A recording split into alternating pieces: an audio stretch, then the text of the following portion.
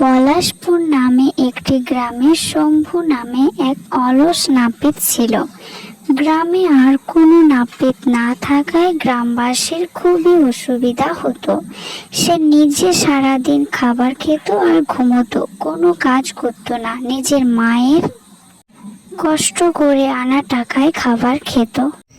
যাই, কাল থেকে তো শম্ভুর কাছে আর চুল দাড়ি কামানোই যাচ্ছে না। রোজ একটা না একটা অজুহাত দিচ্ছে। আজকে দেখি যাই, চুলটাকে যদি কাটিয়ে আসতে পারি। এই যে শম্ভু, তুমি তো দেখছি এখানেই আছো। তা বলি, আজকে তো চুলটা কাটতে পারবে নাকি?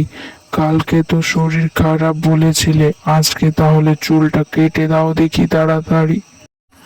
আরে হ্যাঁ হ্যাঁ, বসো বসো, আমি তো চুল কাটার জন্য বসে আছি। কিন্তু কি হয়েছে বলো তো? আজকে না আমি কাঁচিটাই নিয়ে আসতে ভুলে গেছি। হ্যাঁ হ্যাঁ, রোজ রোজ তো তোর একটা না একটা বাহানাই চলে। তাই এরকম বাহানা করে বলি কতদিন চালাবি? তুই তো জানিসই যে এখানে ভালো নাপিত নেই, একমাত্র তুই আছিস। তা এইভাবে আর কতদিন কাটাবি রে শম্ভু? কয় গো শম্ভুর মা, বাড়িতে আছো নাকি? একবার এদিকে এসো তো। আরে বাবা প্রকাশ যে, তুমি এত সকালে এসেছো যে, কোনো কিছু হয়েছে নাকি গো? আরে শম্ভুর মা, এরপর তো নিজের ছেলেকে বোঝাও, ঠিক আছে?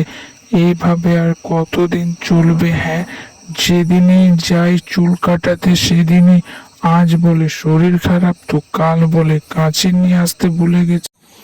আরে পোড়া কপাল আমার বাবা, ওকে তো বলেও কিছু করতে পারি না। ও যে সাত কুড়ার এক কুড়া গো। ঠিক আছে ঠিক আছে, অত কথা বলতে হবে না। এরপর এলে ওকে একটু বুঝিয়ে বলো। জয়ের পর বাড়ির দিকে অনেক ক্ষান্ত হয়ে গেল। খিদেও পেয়েছে, পেটে তো ছুঁচোই ডন মারছে। যাই দেখি মা বাড়িতে কি রান্না করেছে। এতক্ষণে তোর আসার সময় হলো? তা বলি, এতক্ষণ তুই কি কাজ করছিলি রে সকাল থেকে? তারপরে কাজ করব বলো? আজকে তো সারা দিনে একটা লোকও যায়নি। আর মিথ্যে বলতে হবে না তোকে, গ্রামের লোক এসে আমার কাছে অভিযোগ করে যাচ্ছে যে তুই তাদের কোনো কাজে আসিস না। হ্যাঁ হ্যাঁ, না চলো, খাবার খেতে দেবে, চলো তো। বাহ, আজকে খিচুড়িটা যা রান্না করেছো না। হ্যাঁ হ্যাঁ, থাক থাক, তোকে আমার আর অত গুণ কীর্তন করতে হবে না। ঝটপট খেয়ে নে, কাল কাজ আছে তোর। এ কি এখনো বসে আছিস তুই? আজকে না জমিদারের ছেলের বইতে তোকে তো বলেছিল চুল কেটে দিতে। তা তুই যা, এরপর ঝটপট তৈরি হয়ে নিবি যা। আরে মা, তুমি কোনো চিন্তা করো না। আজকে আমি একদম সব কাজ ঠিকঠাক করে আসবো। নাও, ইস, এই মাকে নিয়ে আর পড়া যায় না। এই রোদে আবার কোথাও যাওয়া যায় না কি? যাক, আজ আর একটা বুদ্ধি ভাবতে হবে তাহলে। কই গো গিন্নি, শুনতে পাচ্ছ? এখনো পর্যন্ত তো শম্ভু এলো না। তা ওই অলস কুড়িটা কি আজ আসবে, নাকি আজকে আমাকে সারা গ্রামের সামনে ডোবাবে গো? আমি তো কিছু ভেবেই পাচ্ছি না। আরে আরে, তুমি এত চিন্তা কেন করছো? ও ঠিক এসে যাবে। তুমি এত চিন্তা করো না তো, সারাদিন খালি ছটফটানি। যাও, স্থির হয়ে বসো ওখানে, ও ঠিক সময় হলে চলে আসবে। এই তো জমিদার বাবু, আমি চলে এসেছি, আর আপনাকে চিন্তা করতে হবে না। আরে তুই এসে গেছিস? তা তোর এত দেরি কেন হলো?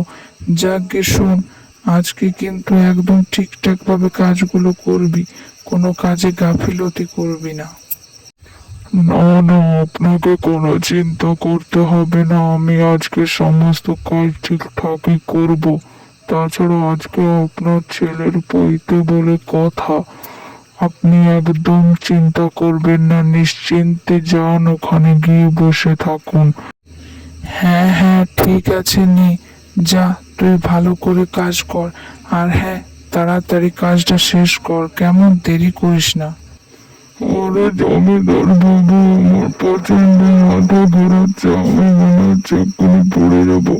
আহ, আহ, আহ। আরে কে কোথায় আছিস, শিগগির এখানে আয়। এ শম্ভু নাপিত যে পড়ে গিয়ে অজ্ঞান হয়ে গেছে রে, একে নিয়ে এবার আমি কি যে করবো, তাড়াতাড়ি সবাই ছুটে আয় রে। জমিদার বাবু, কি হয়েছে আমার ছেলে শম্ভুর? ও কেন এভাবে শুয়ে আছে? সকালে তো ভালোই ছিল। আরে তোমার ছেলে আজকে তো গিয়েছিল আমার ছেলের পৈতের জন্য তার চুল কাটতে। সে সেখানে গিয়ে হঠাৎ অজ্ঞান হয়ে পড়ে যায়। তারপরে আমরা তাকে এখানে নিয়ে আসি। এরপরে আমি কোথায় যে নাপিত পাবো সেই চিন্তায় ঘুম উড়ে গেছে। আরে বাহ, ওরা চলে গেছে। নাও নাও মা, তাড়াতাড়ি আমাকে কিছু খেতে দাও দেখি। সকাল থেকে অনেক ধকল গেছে, নাও চটপট খেতে দাও কিছু। বলি তো লজ্জা লাগে না?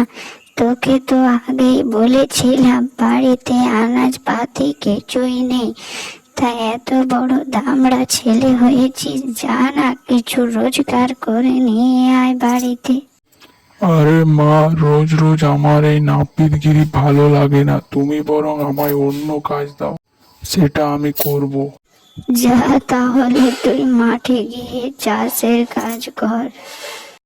হ্যাঁ হ্যাঁ মা, আমি চাষের কাজে যাচ্ছি, তুমি কোনো রকম চিন্তা করো না, তুমি রান্নার জন্য সব রেডি করে নাও। হ্যাঁ তাই যা বাবা, কিন্তু তাড়াতাড়ি আসবি কেমন? চাষের কাজে তো যাবই, তার আগে এই রোদে এই গাছতলায় বসে একটু জিরিয়ে নি।